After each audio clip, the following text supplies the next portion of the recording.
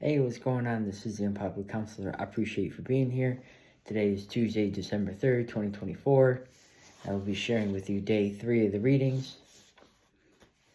The One Challenge to Evangelization. Today is the feast of St. Francis Xavier.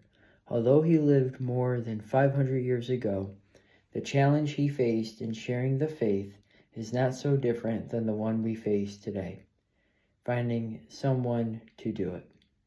In a letter he wrote to St. Ignatius, while serving as a foreign missionary, he shared the following.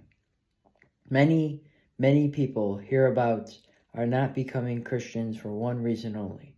There is nobody to make them Christians. I've thought of running around the universities of Europe crying out like a madman. What a tragedy. How many souls are being shut out of heaven and falling into hell, thanks to you. I wish they'd work as hard at this as they do at their books and so settle their account with God for learning and the talents entrusted to them. This close friend of St. Ignatius Loyola and founding member of the Society of Jesus, the Jesuits, served as a missionary to India, Sri Lanka, Japan, and then to China. St. Francis Xavier died in 1552 in China and is buried in Goa, India. He traveled thousands of miles in 11 years and helped lead more than 30,000 people to the Catholic faith. He understood the life-changing impact of introducing someone to Jesus Christ. Take another look at the Advent plans he wrote down on page 5.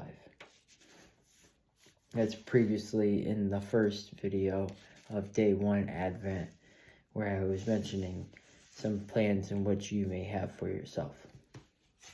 Going onwards to the second part. Matthew's genealogy has a long list of 48 names. Yesterday, I saw how it began, and now I see how it ends.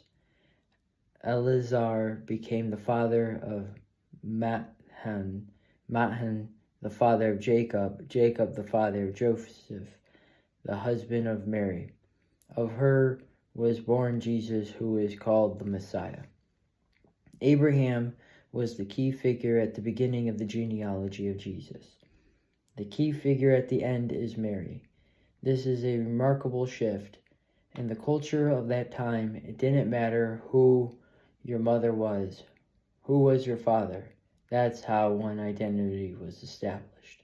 But at the end of this long list of fathers, Matthew switches to Mary, the mother of Jesus. He is leading up to something we'll discover a few verses later. Jesus was conceived by the Holy Spirit. But it is through Mary the Word became flesh. Mary is one of us. She understands marriage, raising a child, being a woman in a man's world, dealing with relatives, in-laws, living on a budget.